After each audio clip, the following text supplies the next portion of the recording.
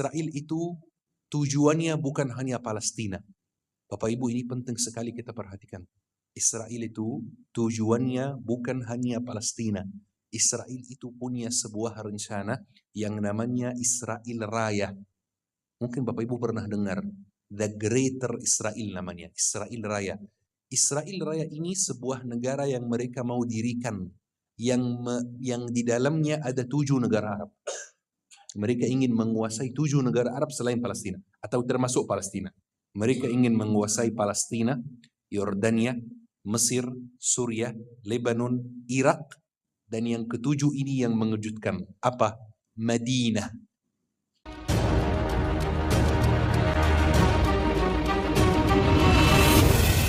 Bapak Ibu yang dimuliakan oleh Allah Subhanahu wa Ta'ala, bagaimana kabarnya hari ini? Alhamdulillah, semoga Bapak Ibu semua selalu diberi kesehatan dan diperlancar urusannya oleh Allah Subhanahu wa Ta'ala. Semoga Bapak Ibu semua disehatkan badannya. Semoga Bapak Ibu semua hutangnya lunas insyaAllah. Amin, amin ya Rabbal Alamin. Bapak Ibu, Alhamdulillah wa syukurillah, kita hari ini bertemu di rumah Allah Subhanahu wa Ta'ala.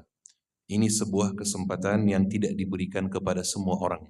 Ya, di luar sana, di luar masjid, banyak sekali orang yang tidak datang ke masjid. Kadang-kadang kita mengira bahwa kita datang ke masjid atas kehendak kita sendiri. Kita mau datang ke masjid, jadi kita datang ke masjid. Ini kurang tepat.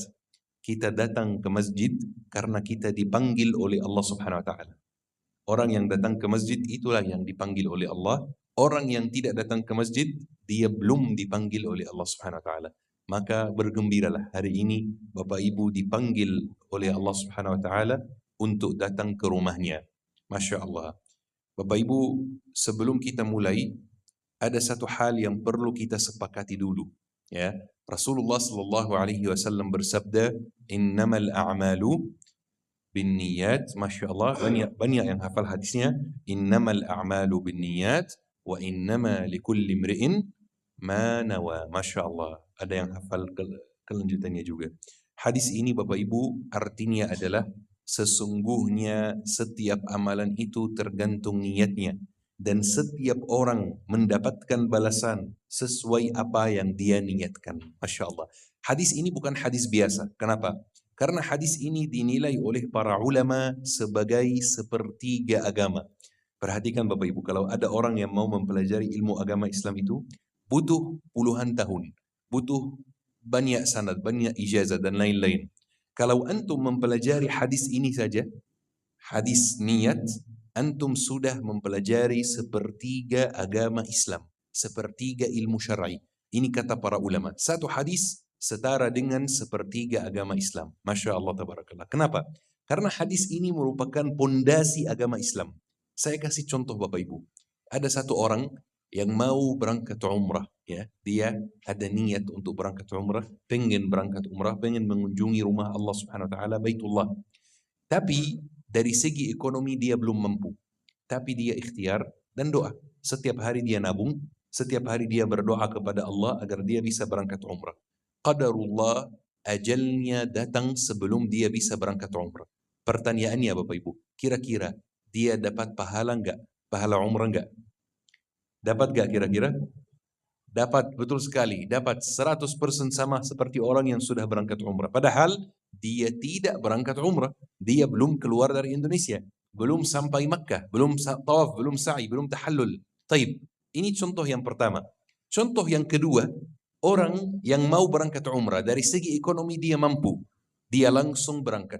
Dia sudah sampai sana, sudah di Ka'bah, sudah tawaf, kelilingi Ka'bah, sudah sa'i, Safa Marwah, sudah tahallul, potong rambutnya, sudah pulang ke Indonesia. Tapi ternyata niatnya bukan umrah. Niatnya adalah pamer fasilitas mewah umrahnya. Kira-kira dia dapat pahala umrah enggak? Tidak dapat. Perhatikan Bapak Ibu. Satu orang, contoh pertama, itu belum pernah keluar dari Indonesia. Dapat pahala umrah. Dan contoh yang kedua, orang sudah berangkat dan sudah sampai Ka'bah, sudah sampai Makkah, tapi tidak dapat pahala umrah. Itu gara-gara apa ya Bapak Ibu? Gara-gara niat. Masya Allah. Niat itu bisa merubah amalan kita. Niat itu bisa merubah amalan yang kecil jadi amalan yang besar. Kita cuman infak tidak banyak uang infak kita. Atau kita salat tahajud cuman 2 rakaat saja. Atau kita baca Al-Quran cuman setengah halaman saja. Tetapi karena kita ikhlas dan niat kita benar-benar lillahi ta'ala, amalan kita yang kecil ini berubah jadi amalan yang besar sekali dan pahalanya sangat besar. Dan juga niat bisa merubah amalan yang besar jadi amalan yang kecil. Amalan yang terlihat besar bisa berubah jadi amalan yang kecil karena niatnya belum ikhlas lillahi ta'ala. Maka saya mau bertanya kepada Bapak Ibu hari ini, niatnya apa, tujuannya apa hadir di masjid hari ini? Apa kira-kira niatnya? Talabul ilmi atau talabul ilmu. Masya Allah. Mencari ilmu, mencari ridha Allah subhanahu wa ta'ala. Ini adalah niat utama kita. Belajar tentang Rasulullah sallallahu alaihi wasallam. Belajar tentang sirahnya. Merayakan dan memperingati maulidnya. Ini adalah niat kita hari ini. Jangan sampai kita ada niat duniawi yang lain.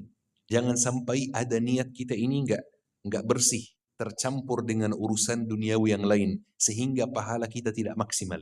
Mungkin kita hadir di satu majlis, dengar ceramah yang sama, di waktu yang sama, tapi niat kita berbeda. Seperti seorang suami yang membawa istrinya dan anaknya jalan-jalan. Kalau dia niatnya menafkahi keluarganya, membahagiakan keluarganya, dan menghabiskan waktu dengan keluarganya, jalan-jalannya bernilai ibadah. Tapi kalau niatnya lain, niatnya bukan ini, jalan-jalannya tidak bernilai ibadah. Seperti orang yang makan. Kalau dia niatnya supaya badannya lebih kuat, supaya bisa mencari nafkah dan bisa beribadah, maka makannya bernilai ibadah. Tapi kalau niatnya tidak, maka pahalanya dia tidak dapat juga. Apapun yang kita lakukan Bapak Ibu, bisa kita dapat pahala. Apapun yang kita lakukan, bisa bernilai ibadah. Apalagi memang aktivitas ibadah seperti hari ini, yaitu majlis ilmu, yaitu kajian. Berarti insya Allah apa pahalanya ekstra, pahalanya lebih. Tapi yang penting kita luruskan niat dulu. Bapak Ibu sudah luruskan niat belum? Sudah?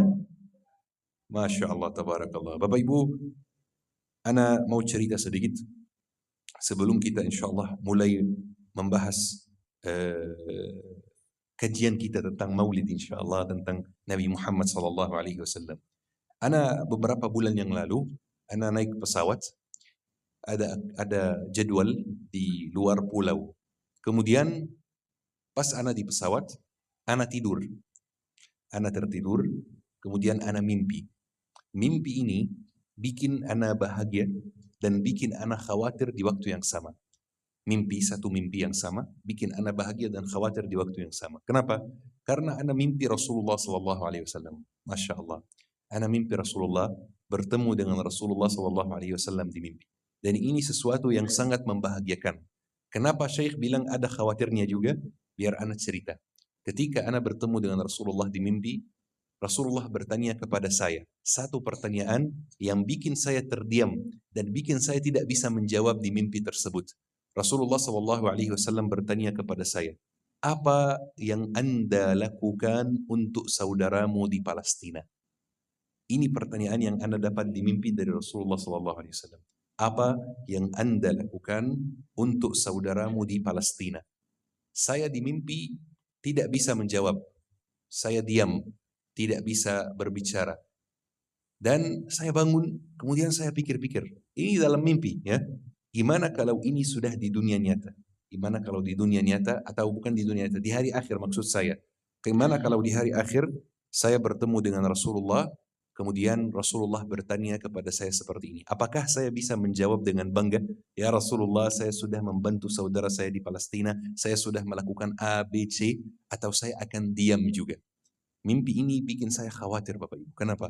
Karena Ana sudah menyadari sejak Ana dapat mimpi ini, bahwa usaha kita atau apa yang kita bantu terhadap saudara kita di Palestina itu belum maksimal sama sekali. Belum maksimal. Kita alhamdulillah di sini bisa hidup dan duduk dan makan dan nyaman dengan enak. Tetapi saudara kita di Palestina benar-benar setiap hari dibantai. Setiap hari dibunuh, diserangi oleh Zionis Israel.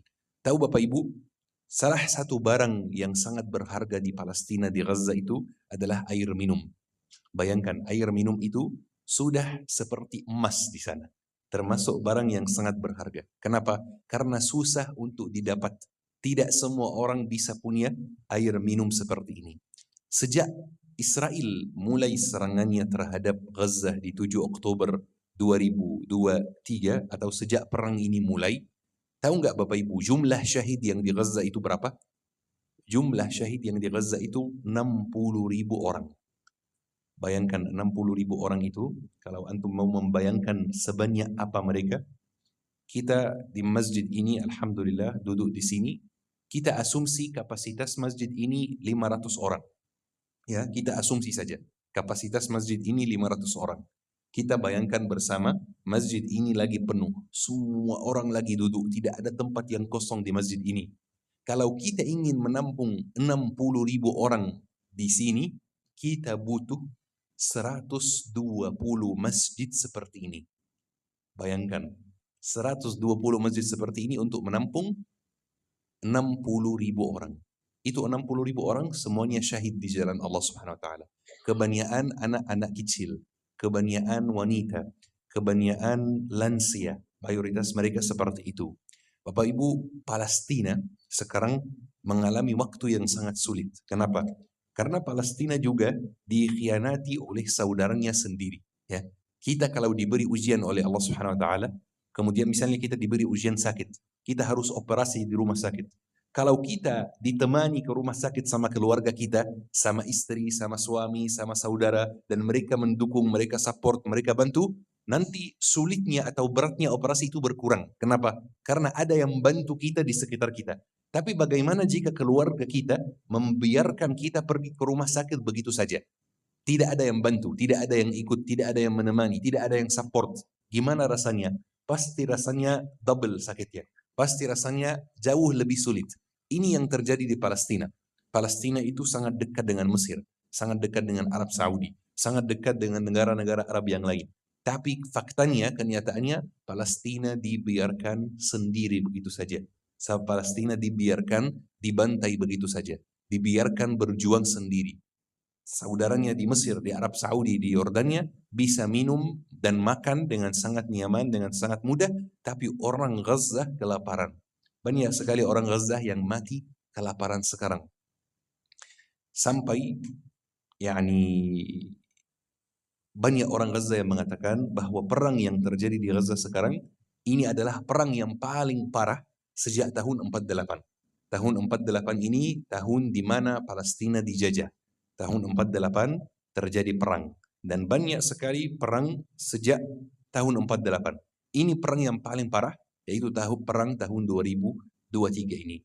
Makanya sebelum kita mulai Bapak Ibu, jangan sampai kita melupakan Palestina. Ya. Jangan sampai kita tidak membawa Palestina di doa-doa kita. Jangan sampai kita melupakan saudara kita di sana.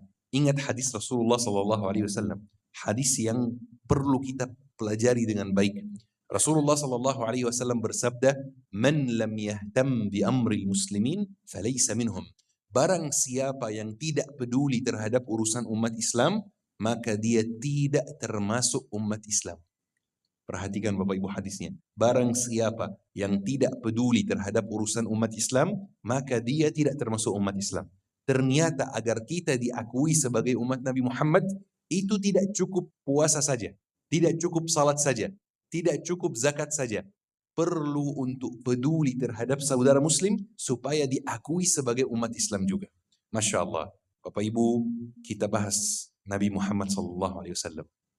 Suatu hari, ketika di hari kelahiran Nabi Muhammad SAW, ada orang yang kita tahu dengan nama Abu Lahab. Bapak Ibu tahu nggak Abu Lahab? Tahu ya? Abu Lahab nama yang sangat terkenal dalam sejarah Islam. Dia orang yang terkenal memusuhi Islam. Orang yang terkenal sangat membenci Islam dan sangat merugikan Nabi Muhammad dan merugikan sahabat dan merugikan agama Allah Subhanahu wa taala, agama Islam. Ketika Abu Lahab mendapatkan kabar bahwa Nabi Muhammad lahir, bahwa Sayyidah Aminah binti Wahab melahirkan Nabi Muhammad SAW, Abu Lahab merasa senang. Tiba-tiba dia dapat kabar oleh Thuwaibah. Thuwaibah itu adalah hamba sahaya Abu Lahab. Ya, dia punya hamba sahaya namanya Thuwaibah. Thuwaibah masuk ruangan Abu Lahab, kemudian memberi kabar bahwa Nabi Muhammad lahir. Abu Lahab waktu itu senang sekali sampai dia membebaskan Thuwaibah. Thuwaibah yang dulu hamba sahaya, dia bebaskan, dia jadikan orang merdeka. Dan setelah beberapa 20 tahun, 30 tahun, 40 tahun ketika Nabi Muhammad mulai membawa dakwah Islam dan Abu Lahab mulai memusuhi Islam, Abu Lahab sudah meninggal dunia. Kemudian Ibnu Abbas mimpi Abu Lahab. Ibnu Abbas bertanya kepada Abu Lahab, "Seperti apa kondisimu sekarang?" Maka Abu Lahab menjawab, "Saya di neraka. Tetapi setiap hari Senin azab saya diringankan oleh Allah karena saya senang dengan kelahiran Nabi Muhammad SAW dan saya membebaskan Thuwaibah di hari tersebut sebagai bentuk bahagia dan bentuk gembira saya." Perhatikan Bapak Ibu, Abu Lahab saja yang kafir, yang musyrik, yang membenci Nabi Muhammad, yang membenci Islam, yang merugikan umat Islam, karena dia senang dengan kelahiran Nabi Muhammad SAW, maka azabnya setiap hari Senin diringankan. Perhatikan bagaimana dengan kita. Bagaimana dengan kita umat Islam yang memang mencintai Nabi Muhammad SAW. Yang memang salat 5 waktu seperti yang Allah perintahkan, seperti yang Rasulullah ajarkan. Bagaimana dengan kita yang mengikuti jejak Nabi Muhammad SAW. Bagaimana jika kita senang dengan kelahiran Nabi Muhammad SAW. Senang dengan maulidnya. Pasti pahalanya luar biasa. Yang kafir aja yang musyrik karena senang sekali dengan kelahiran Nabi Muhammad dan membebaskan hamba sahayanya, azabnya diringankan. Berarti kalau kita senang dengan kelahiran Nabi Muhammad, insya Allah derajat kita ditinggikan oleh Allah Subhanahu wa Ta'ala. Masya Allah. Bapak Ibu, di hari kelahiran Nabi Muhammad SAW ada satu amalan yang kita selalu melupakan, yang kita selalu lupakan. Satu amalan yang kita selalu tinggalkan di zaman kita ini. Amalan yang kata Rasulullah SAW, ini amalan yang paling berat di timbangan. Satu amalan sangat berat di timbangan. Tidak ada amalan lain yang mengalahkannya di timbangan. Kata Rasulullah SAW, "Ma min syai'in athqalu fil mizan min husnil khuluq." Tidak ada amalan yang lebih berat di timbangan kecuali akhlak yang baik. Perhatikan Bapak Ibu. Rasulullah tidak bilang puasa sunnah. Rasulullah tidak bilang tahajud. Rasulullah tidak bilang yang amalan-amalan yang lain. Amalan yang paling berat di timbangan kita di akhirat adalah akhlak yang baik. Rasulullah SAW juga bersabda, "Innal abda la yablughu bihusni khuluqihi darajat as-saim al-qaim." Seorang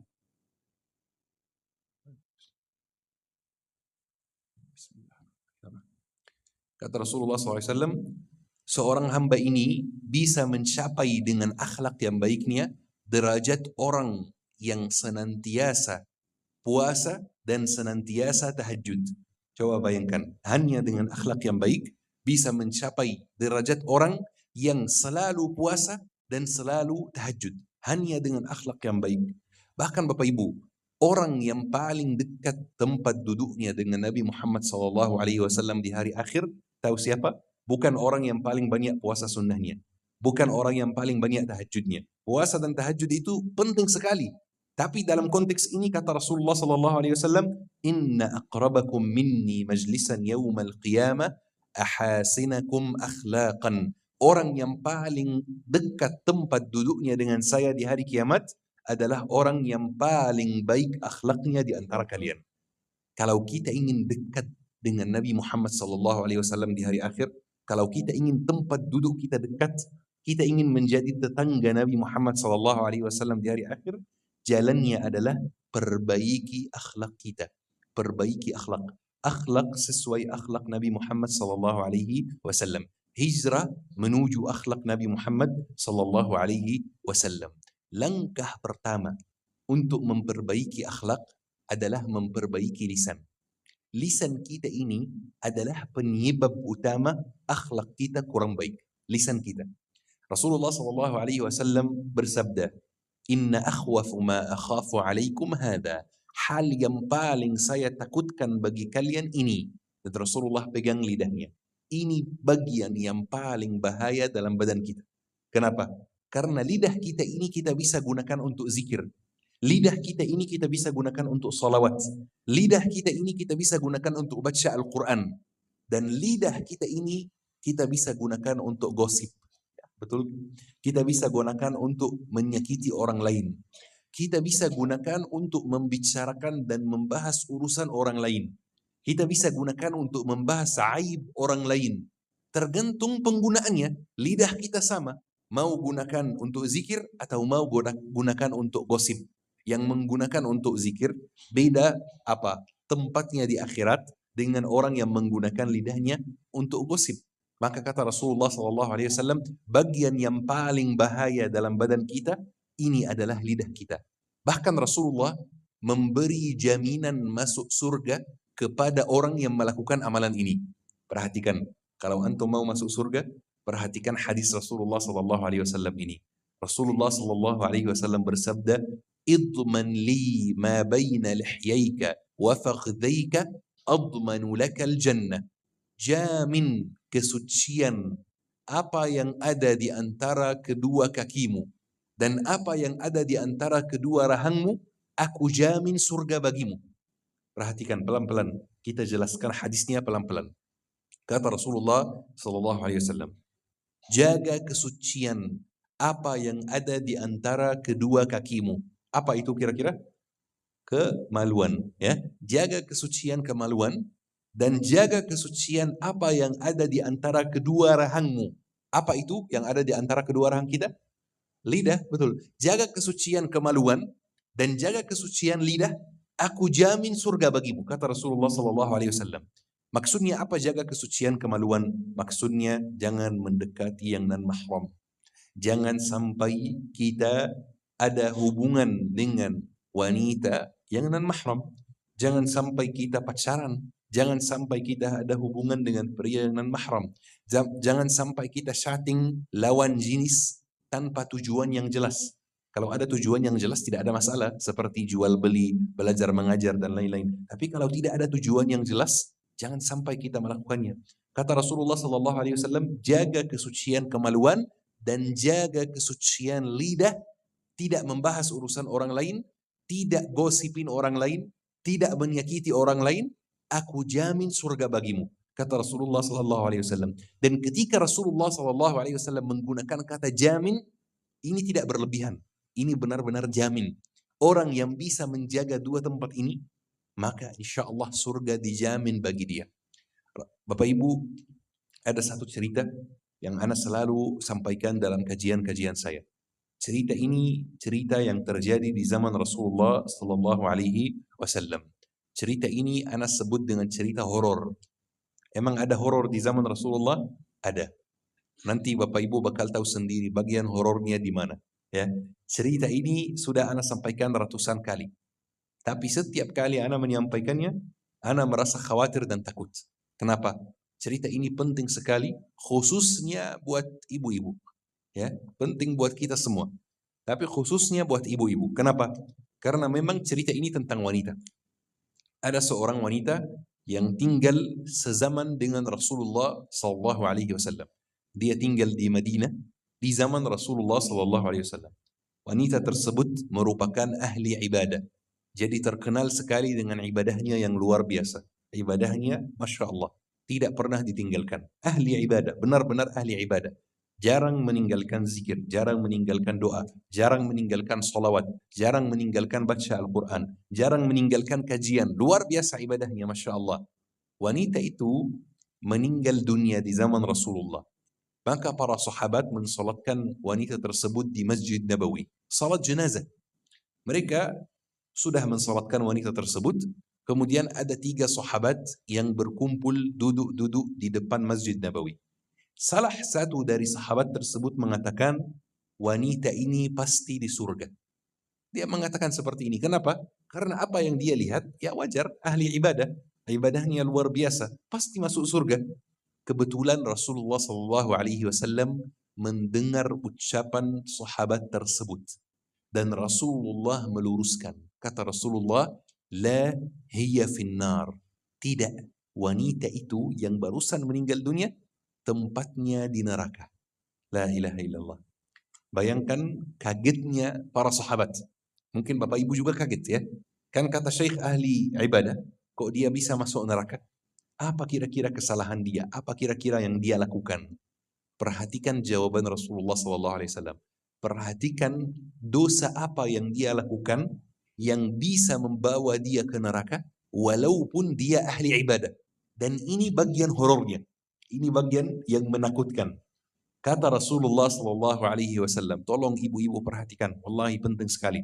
Kata Rasulullah SAW, kana laha jara tu'dhiha bilisaniha. Dia punya tetangga yang dia sakiti pakai lidahnya. La ilaha illallah.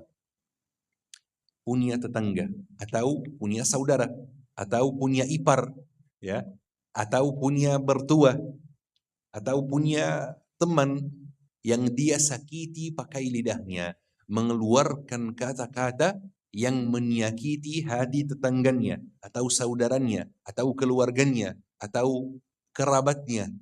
Dia ghibahin tetangganya, dia gosipin tetangganya, dia membahas hal-hal yang tidak baik tentang tetangganya, dia membahas aib tetangganya. Tetangganya punya aib misalnya, ya, kita lihat tetangga kita ini, mereka ada aib di rumah tangga mereka. Suaminya gimana, istrinya gimana, anaknya gimana. Kita bahas aib mereka bersama orang lain. Kita bahas kekurangan mereka bersama orang lain. Ini alasan wanita tersebut masuk neraka walaupun dia ahli ibadah. Tapi mungkin juga ada yang penasaran dari Bapak Ibu. Syekh, dia kan berdosa, tapi dia juga berbuat baik. Kenapa dia sampai masuk neraka? Kenapa enggak seimbang gitu ya? Kan dia ahli ibadah dan dia pendosa juga. Kenapa enggak seimbang? Kenapa enggak masuk surga? Anak kasih alasannya Bapak Ibu. Dalam Islam, jenis dosa itu tidak sama. Dosa yang kita lakukan itu tidak sama semuanya. Ada dua jenis dosa dalam Islam. Dua-duanya sangat berbeda. Dua jenis dosa. Dosa apapun yang kita lakukan pasti masuk salah satu kategori tersebut. Pasti masuk salah satu jenis dua dosa tersebut. Jenis yang pertama adalah dosa terhadap Allah Subhanahu wa taala. Dosa terhadap Allah. Jenis yang kedua adalah dosa terhadap hamba Allah. Perhatikan bedanya Bapak Ibu ya. Jenis yang pertama dosa terhadap Allah Subhanahu wa taala. Jenis yang kedua dosa terhadap hamba Allah. Maksudnya apa Syekh? Maksudnya jenis yang pertama ini dosa yang terjadi antara kita dan Allah, tidak melibatkan pihak ketiga. Sementara jenis yang kedua melibatkan pihak ketiga. Ada orang pihak ketiga yang dirugikan. Anak kasih contoh, Bapak Ibu jawab sendiri. Kalau orang telat salat, ini dosa terhadap Allah atau dosa terhadap hamba Allah? Terhadap Allah, betul. Kenapa? Karena tidak ada pihak ketiga. Tidak ada orang yang dirugikan dengan dosa tersebut. Dosa antara kita dan Allah Subhanahu wa taala. Baik. Orang yang jarang buka Al-Quran, hanya membuka Al-Quran di bulan Ramadan saja, sepanjang tahun meninggalkan Al-Quran. Ini dosa terhadap Allah atau terhadap hamba Allah? Terhadap Allah, betul. Kenapa? Karena tidak ada pihak ketiga yang dirugikan. Ya, tidak ada pihak ketiga yang dilibatkan. Taib. Orang yang gosipin saudaranya, ini dosa terhadap Allah atau terhadap hamba Allah? Hamba Allah, betul. Kenapa? Karena ada pihak ketiga yang dirugikan. Ada orang yang kita bahas. Ada orang yang kita libatkan. Taib. Kita marahi dan mencaci maki saudara kita. Ini dosa terhadap Allah atau terhadap hamba Allah? Terhadap hamba Allah. Kenapa? Karena ada pihak ketiga yang dirugikan. Ada orang yang dilibatkan. Taib. Syekh, bedanya apa Syekh? Kan ujung-ujungnya istighfar taubat selesai diampuni? Enggak. Ini bedanya. Masalahnya di situ. Cara menggugurkan kedua jenis dosa tersebut berbeda. Kalau misalnya kita ada dosa jenis pertama, mau menggugurkannya, ini ada caranya sendiri. Punya dosa jenis kedua, mau menggugurkannya, ini ada caranya sendiri. Gimana caranya? Jenis pertama, dosa terhadap Allah, cara menggugurkannya sangat mudah. Caranya bagaimana? Bangun di sepertiga malam terakhir, ambil wudhu, salat 2 rakaat, angkat tangan, doa kepada Allah, mohon agar dosanya diampuni. Selesai. Pasti diampuni. Pasti. Sebesar apapun dosanya, pasti diampuni insya Allah jika dari hati, jika niatnya benar-benar taubat nasuha. Terus jenis yang kedua ini yang bahaya. Jenis yang kedua ini harus ada langkah tambahan. Tidak cukup langsung taubat. Apa langkah tambahannya? Kita harus minta maaf dulu kepada orang yang kita gosipin ini. Kita harus minta maaf dulu kepada orang yang kita rugikan itu. Kita harus minta maaf dulu kepada orang yang kita sakiti itu. Kita harus minta maaf dulu kepada orang yang kita bahas aibnya itu. Dan dia harus memaafkan kita dulu. Setelah memaafkan kita, baru kita taubat dan dosa kita insya Allah diampuni oleh Allah Subhanahu wa Ta'ala. Ini sulitnya di situ, Bapak Ibu. Sulitnya di situ. Wanita yang kita bahas kisahnya itu, dia memang ahli ibadah. Tapi walaupun dia ahli ibadah, dia sering membahas kesalahan orang lain. Dia sering membahas aib orang lain. Dia sering membahas kekurangan orang lain, sering membahas dosa orang lain. Kasar lidahnya, lidahnya kasar, ya, mulutnya kasar, dia gayanya kasar, menyakiti orang lain ketika berbicara. Selama dia di dunia dia memang ahli ibadah, tapi dia tidak pernah minta maaf kepada orang yang dia gosipin. Dia tidak pernah minta maaf kepada orang yang dia sakiti, sehingga dosanya tetap disimpan. Taib, hukumnya apa di akhirat? Hukumnya apa? Hukumnya ketika dia dihisab, orang yang dia sakiti akan datang kepada Allah, mengadukan dia kepada Allah. Dan Allah akan kasih hukuman. Apa hukumannya? Dosa wanita ini diambil sebagian dan dikirim kepada orang yang dia sakiti. Dikirim kepada orang yang dia rugikan. Dikirim kepada orang yang dia caci maki. Dikirim kepada orang yang dia kasari. Dikirim kepada orang yang dia bahas aibnya. Jadi wanita itu memang pahalanya banyak sekali karena dia ahli ibadah. Tapi orang yang dia sakiti banyak sekali dan dia tidak pernah minta maaf. Sehingga di hari hisab banyak nih yang datang. Ya Allah, wanita ini menyakiti saya. Ya Allah, wanita ini mengganggu saya di dunia. Ya Allah, wanita ini mengambil hak saya di dunia. Ya Allah, wanita ini caci maki saya di dunia. Ya Allah, wanita ini banyak bertanya kepada saya pertanyaan yang menyinggung, pertanyaan yang menyakiti.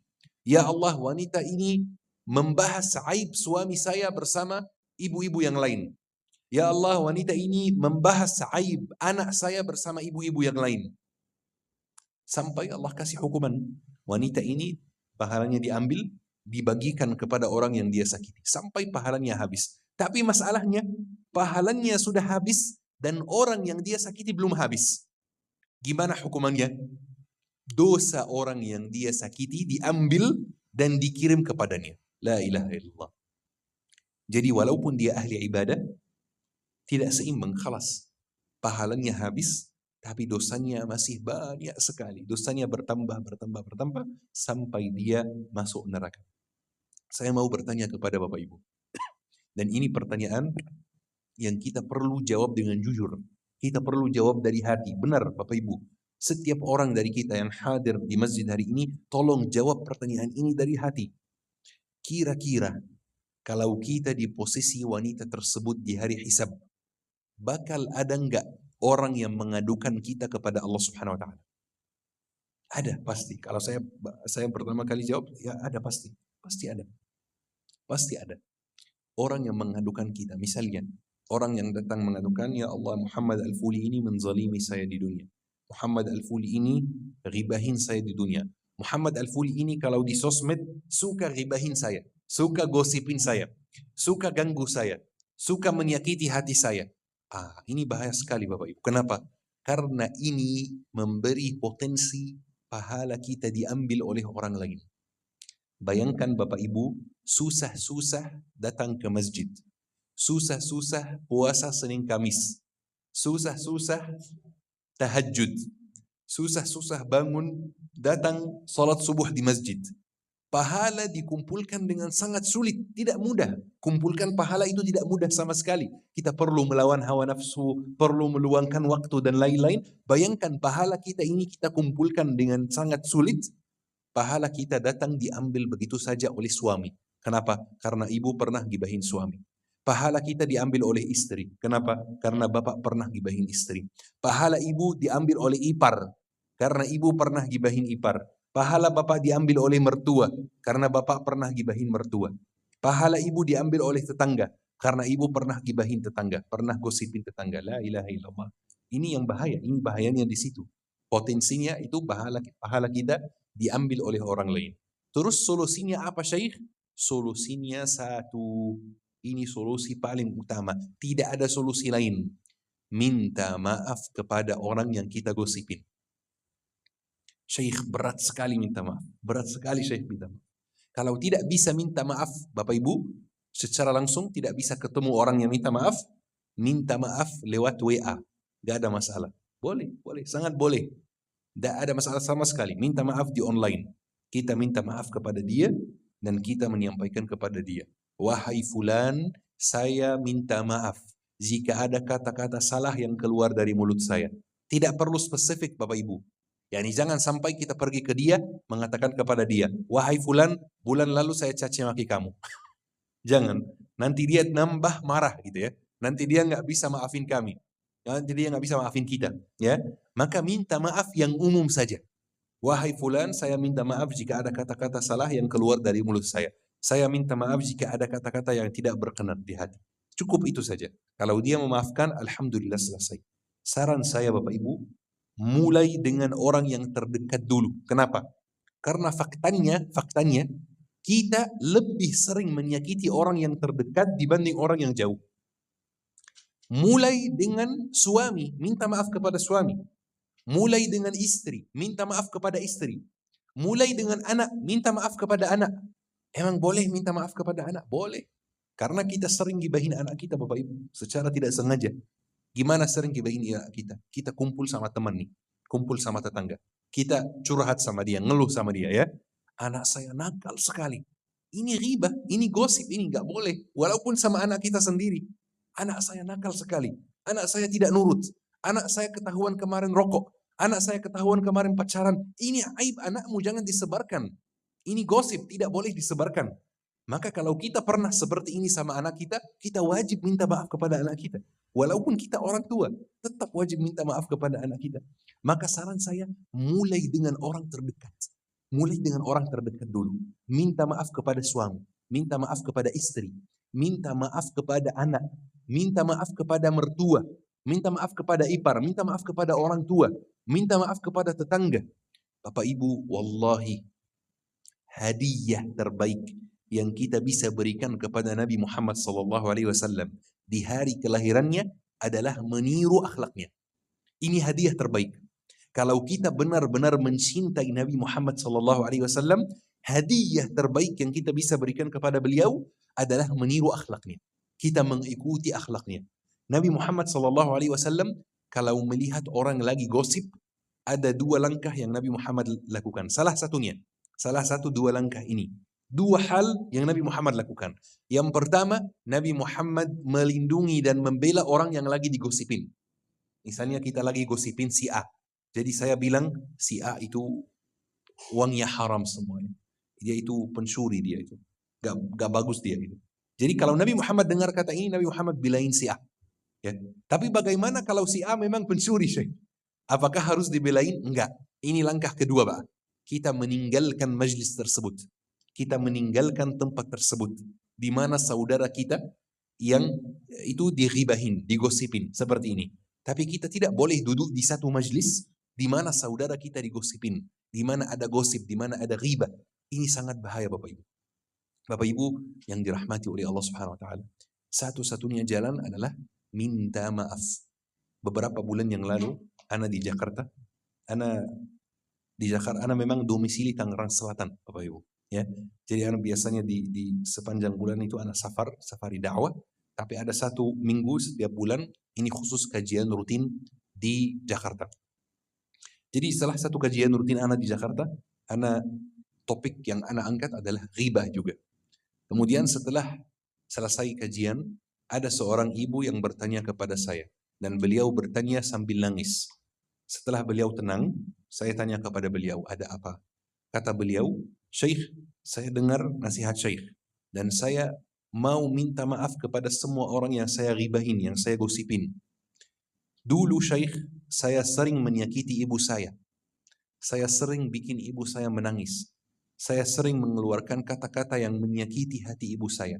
Saya kalau kumpul sama teman-teman saya dulu, saya suka gibahin ibu saya. Saya cerita sama mereka, ibu saya begini, ibu saya begitu. Ibu saya marah-marah, ibu saya begini. Saya sering bikin ibu saya menangis. Saya mau minta maaf kepada ibu saya, Syekh. Tapi masalahnya satu. Masalahnya apa? Ibu saya sudah meninggal dunia. Beliau nangis, wallahi. Karena masih ingat pertanyaan beliau. Kenapa? Beliau kira-kira, ini Bapak Ibu jawab sendiri. Beliau kira-kira nangis karena sedih atau karena menyesal? Betul sekali, betul.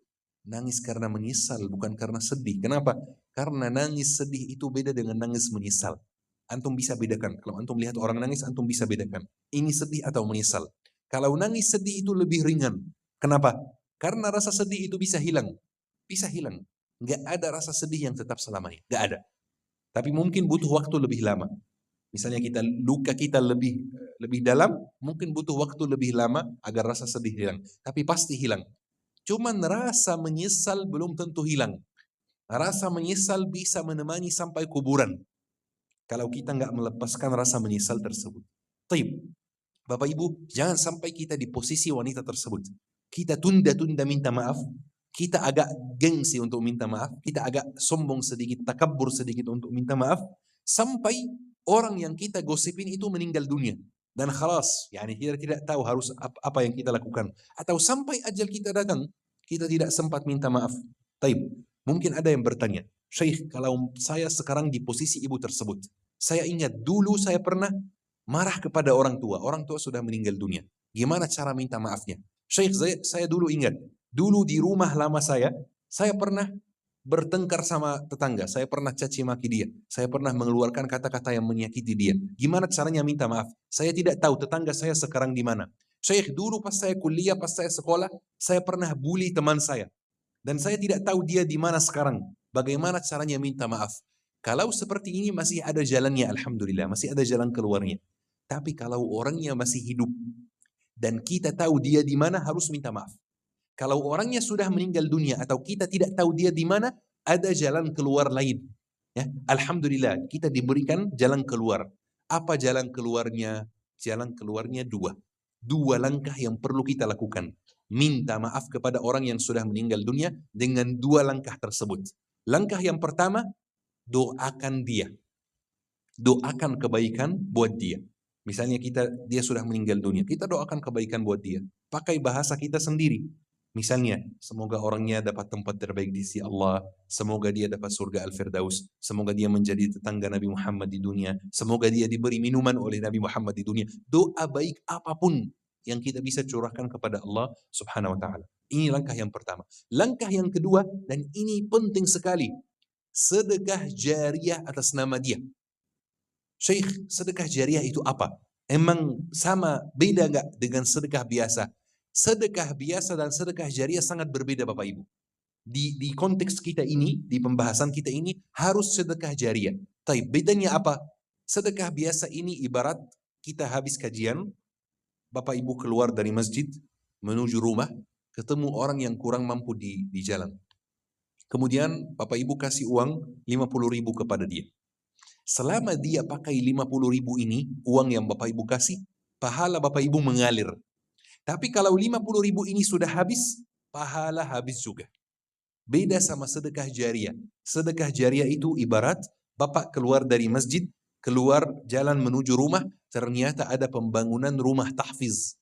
Dan mereka ada donasi misalnya atau ada apa. Kita bantu, kita sedekah jariah.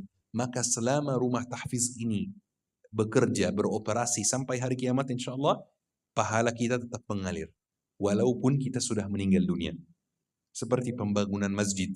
pembangunan rumah tahfiz, pembangunan pesantren, penyaluran mushaf, penyaluran itu semuanya termasuk sedekah jariah. Jadi kalau kita ingin minta maaf kepada orang yang kita sakiti dan dia sudah meninggal dunia, langkahnya dua. Yang pertama adalah mendoakan dia, yang kedua adalah sedekah jariah atas nama dia. Rasulullah sallallahu alaihi wasallam bersabda, "Idza mata ibni Adam inqata 'amaluhu illa min thalath." Jika anak Adam meninggal dunia, amalannya terputus kecuali 3 hal. Yang pertama, waladun salihun yad'u la, sadaqatun jariyah, ilmun yuntafa'u bih. Tiga hal, tidak sesuai urutan saya sebutkannya. Yang pertama, ilmu yang bermanfaat.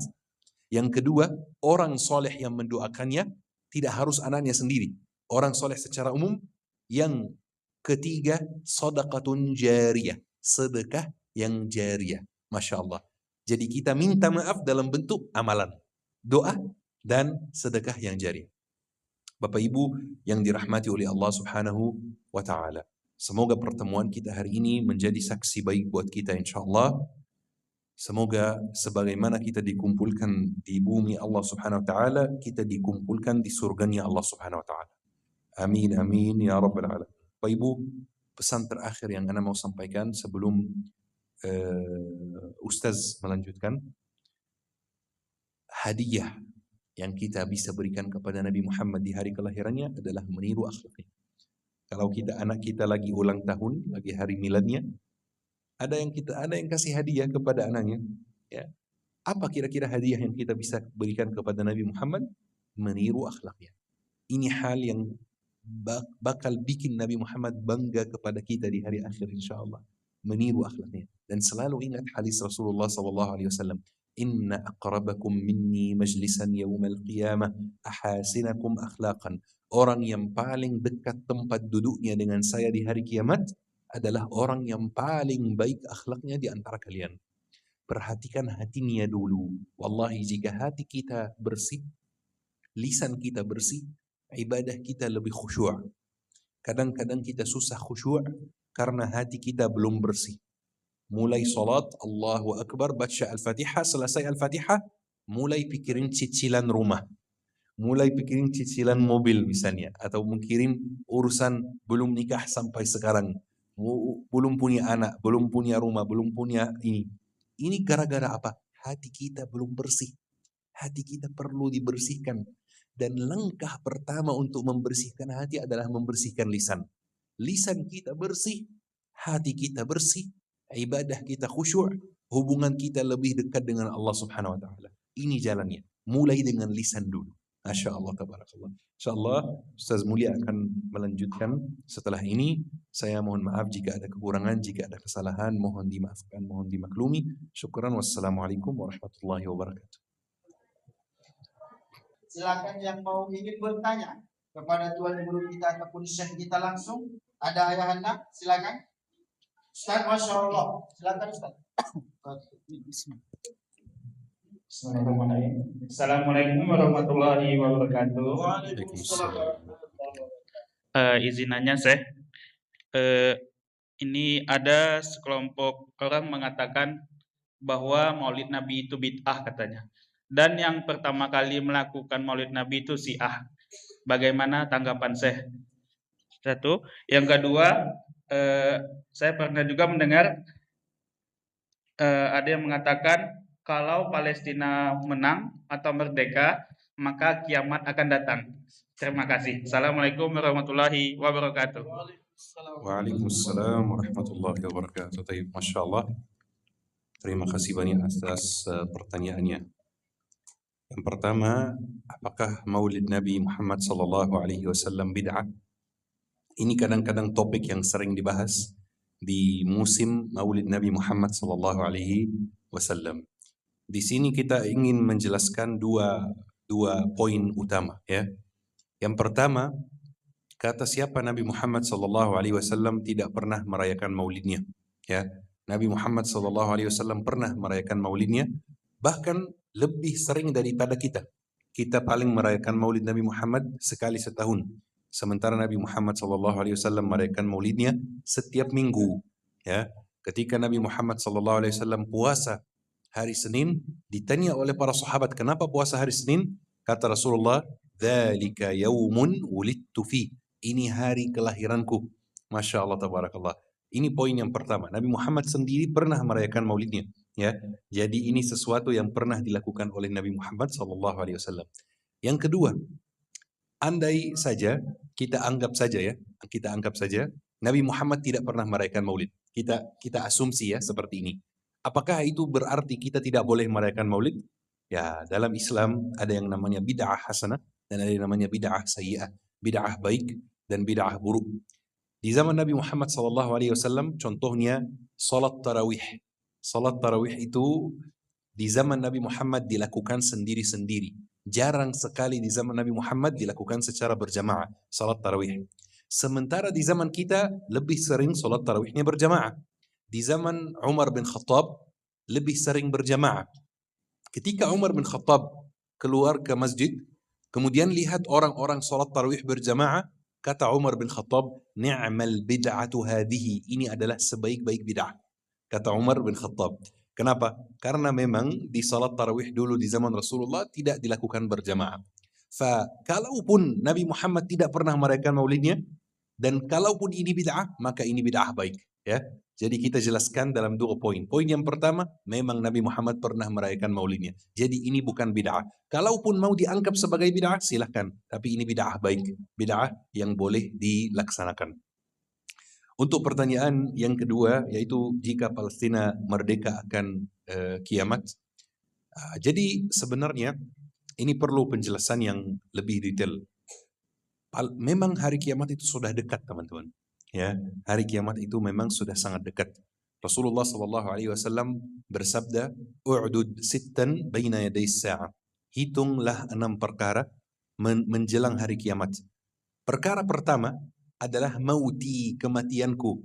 Jadi dengan kematian Nabi Muhammad SAW, ini tandanya kiamat sudah dekat. Jadi kiamat memang sudah dekat. Terlepas dari Palestina merdeka atau tidak merdeka, merdeka hari ini atau merdeka besok, atau merdeka 10 tahun lagi atau 100 tahun lagi, kiamat memang sudah dekat. Dan kita sebenarnya sebagai umat Islam diperintahkan oleh Allah Subhanahu wa taala untuk mendukung orang yang terzolimi. Jangan dipikirkan dulu gitu ya, kiamat terjadi setelah Palestina, itu tidak perlu dipikirkan. Yang kita perlu pikirkan apa? Orang terzolimi kita dukung, siapapun dia, walaupun dia non-muslim. Kita umat Islam, konsep kita adalah keadilan. Satu, konsep utama dalam Islam adalah keadilan. Kita bertanggung jawab sebagai umat Islam untuk menegakkan keadilan.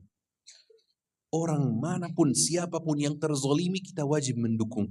Orang muslim dan muslim, orang baik, orang buruk, selama dia statusnya terzolimi, kita mampu untuk mendukung, kita mendukung. Saudara kita di Palestina sekarang dizolimi oleh Zionis Israel, la'natullah. Dan mereka butuh pertolongan kita, maka kita wajib mendukung. Selesai. Ini yang kita perlu pikirkan. Kalau soal kiamat, memang kiamat sudah dekat. Memang kiamat sudah dekat. Lebih baik kita bertanya kepada diri sendiri, apa yang kita siapkan untuk kiamat. Ya, ketika ada satu orang yang datang kepada Rasulullah bertanya kepada dia, mata sa'ah, kapan kiamat? Rasulullah menjawab dengan satu pertanyaan lagi, madza a'dattu laha? Apa yang Anda lakukan, apa yang Anda siapkan untuk kiamat? Bas, kiamat memang sudah dekat. Yang kita perlu lakukan adalah 2 hal. Yang pertama, menegakkan keadilan, mendukung orang yang dizolimi, yaitu saudara kita di Palestina. Yang kedua, siapkan diri untuk kiamat. Siapkan diri kalau kiamat terjadi pas kita hidup, kita siap dari segi amalan. Atau kalau ajal kita datang sebelum kiamat, kita juga siap dengan amalan yang baik. Salat, puasa, sedekah, zakat, zikir, salawat, tahajud, dan yang lain-lain. Tamam? Barakallahu fikum. Semoga jawabannya mudah dipahami. Barakallahu. Siap, Bapak Ibu, ada 1 orang. Masya Allah, silakan.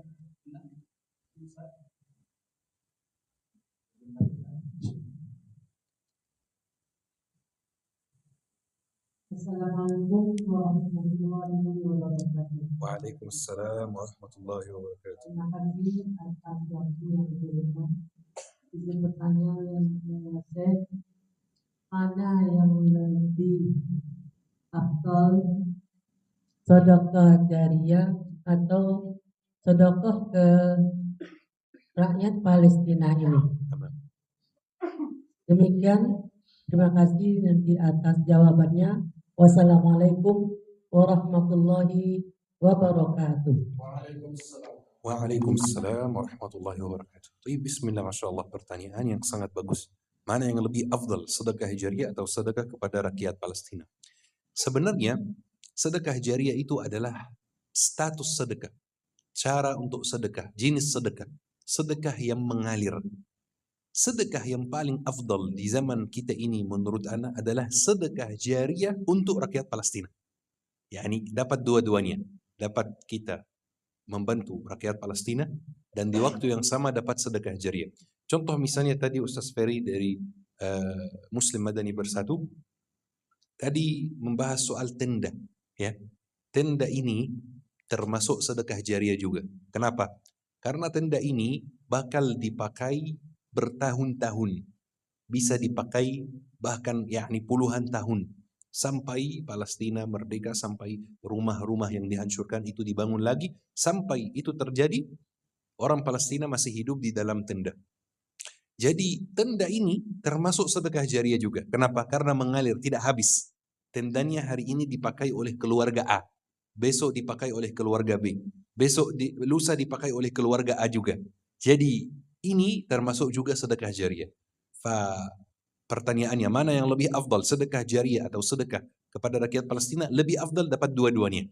Sedekah jariah dan untuk rakyat Palestina melalui tenda, program tenda, melalui penyaluran pakaian untuk rakyat Palestina, melalui hal-hal lain yang tidak bisa habis, yang bisa dipakai secara terus-menerus. Ini insya Allah semuanya masuk kategori sedekah jariah dan semuanya pahalanya sangat besar di sisi Allah Subhanahu wa taala. Tamam, barakallahu fikum, syukran. Ada lagi yang mau bertanya? Satu orang lagi.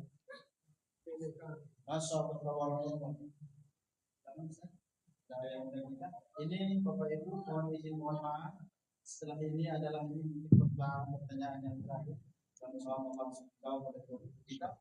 Kemudian nanti saya langsung kita dengan doa. Nama insyaallah. Assalamualaikum warahmatullahi wabarakatuh. Waalaikumsalam warahmatullahi wabarakatuh. Ini yang pertanyaan kemarin yang ini politik ya. Itu Filipina itu kenapa dibiarkan satu negara itu ya yang berjuang? Apa itu negara Arab itu banyak Islam pun. Kenapa dia lepaskan Islam itu tidak mau membantu Filipina sehingga mati itu tidak sedikit, tidak beribuan. Jadi yang saya tanyakan, komentar mungkin Ustaz tahu, kenapa Muslim di dunia ini Ustaz Arsaudi ada di daerah tidak mau membantu apa penyebabnya? Waalaikumsalam warahmatullahi wabarakatuh. Tamam, syukran atas pertanyaannya. Pertanyaan beliau, kenapa negara Arab itu terkesan tidak mau membantu Palestina? Kenapa mereka membiarkan Palestina berjuang sendiri, mati begitu saja, tidak ditolong, tidak dibantu? Dan ini insya Allah jawabannya sederhana. Dan jawabannya bukan dari saya, jawabannya dari Rasulullah SAW. Rasulullah sudah menyampaikan kepada kita bahwa di akhir zaman jumlah umat Islam itu akan banyak sekali. Banyak sekali. Kita hari ini banyak enggak Bapak Ibu? Banyak sekali, betul? Mana yang lebih banyak, kita atau Yahudi? Kita jauh lebih banyak dari Yahudi. Tapi kata Rasulullah, walaupun kita banyak, di dalam diri kita ada sebuah penyakit yang bikin musuh kita yang jumlahnya sedikit mengalahkan kita. Apa penyakit ini? Penyakit ini namanya penyakit wahan. Maka sahabat bertanya kepada Rasulullah, apa itu penyakit wahan? Rasulullah menjawab, hubbud dunya wa karahiyatul maut. Mencintai dunia dan membenci kematian. Dan ini adalah penyakit yang ada dalam diri umat Islam di seluruh dunia dan khususnya negara Arab. Jadi negara Arab lebih dalam soal ini, penyakit wahan itu. mencintai dunia dan takut kematian. Terlalu mencintai dunia, terlalu mencintai jabatannya, terlalu mencintai posisinya, terlalu mencintai rezimnya, terlalu mencintai keadaan damai yang dia ciptakan di sekitarnya. Ya, jadi sehingga dia tidak mau membantu saudaranya karena tidak mau terlibat perang. Kenapa? Takut mati, takut kematian, takut kerugian, dan lain-lain. Padahal kalau dipikir-pikir dengan logika, Israel itu tujuannya bukan hanya Palestina. Bapak Ibu, ini penting sekali kita perhatikan. Israel itu tujuannya bukan hanya Palestina. Israel itu punya sebuah rencana yang namanya Israel Raya. Mungkin Bapak Ibu pernah dengar. The Greater Israel namanya. Israel Raya. Israel Raya ini sebuah negara yang mereka mau dirikan. Yang di dalamnya ada 7 negara Arab. Mereka ingin menguasai 7 negara Arab selain Palestina. Atau termasuk Palestina. Mereka ingin menguasai Palestina, Yordania, Mesir, Suriah, Lebanon, Irak, dan yang ketujuh ini yang mengejutkan. Apa? Madinah. Al-Madinah Al-Munawwarah, Arab Saudi. Bayangkan, mereka ingin menguasai Madinah. Kenapa? Karena menurut mereka, nenek moyangnya pernah tinggal di Madinah. Takutnya nanti tiba-tiba mereka klaim, nenek moyang kami pernah tinggal di Nusantara. Nanti mereka datang ke Indonesia. Ya, kenapa? Ya, Yahudi seperti itu, Zionis seperti itu. Ya, kalau dipikir-pikir negara Arab tidak mau membantu Palestina supaya merasa aman, sebenarnya mereka tidak aman. Israel akan mau habisi Palestina, kemudian lanjut ke negara Arab yang lain. Cuman mereka ya mencintai dunia dan takut mati. Padahal Muslim yang sebenarnya itu, Muslim yang benar, yang lurus itu, kalau di kondisi seperti ini, dia tidak begitu mencintai dunia. Ya mati, syahid, gak ada masalah. Dan tidak begitu membenci kematian di jalan Allah Subhanahu wa ta'ala. Bas, ini jawabannya. Dan kesimpulan terakhir, dan ini sebuah keyakinan yang ana yakini, yang ana rasakan dari hati saya, kejayaan umat Islam di akhir zaman bukan lagi dari negara Arab. Khalas. Kejayaan umat Islam di akhir zaman dari negara Muslim yang non-Arab. Seperti siapa? Indonesia, Malaysia, Brunei, Turki, Afghanistan. Kejayaan umat Islam dari negara-negara itu. Khalas. Jangan berharap lagi pada negara Arab. Khalas. Sudah terkena penyakit yang melemahkan, yang bikin tidak bisa bergerak lagi. Sementara di negara Muslim yang non-Arab, masih ada penyakit tersebut sebenarnya. Cuman tidak separah sana. Tidak separah negara Arab. Bas, ini jawabannya. Semoga insyaAllah mudah dipaham. Barakallahu fikum. Syukran. Tamam, bismillahirrahmanirrahim. Kita tutup dengan doa. Semoga doa kita dikabulkan oleh Allah Subhanahu wa ta'ala. Amin. Alhamdulillah wassalatu wassalamu ala Rasulillah. Alhamdulillah ala ni'matil iman. Alhamdulillah ala ni'matil Islam. Alhamdulillah ala ni'matil Quran. Allahumma anfa'na bima 'allamtana wa 'allimna ma yanfa'una wa zidna 'ilma. Allahumma inna nas'aluka al-jannah. اللهم إنا نسألك الجنة. اللهم إنا نسألك الجنة ونعوذ بك من النار. اللهم اشف مرضانا ومرضى المسلمين. اللهم ارحم موتانا وموتى المسلمين. اللهم أعن إخواننا المستضعفين في فلسطين. اللهم أعن إخواننا المستضعفين في المسجد الأقصى. اللهم أعن إخواننا المجاهدين في غزة. اللهم ارزقنا الصلاة في المسجد الأقصى. اللهم ارزقنا قراءة القرآن في المسجد الأقصى. اللهم ارزقنا زيارة المسجد الأقصى محررا يا رب العالمين. لا إله إلا أنت سبحانك إني كنت من الظالمين. سبحان ربك رب العزة عما يصفون وسلام على المرسلين والحمد لله رب العالمين.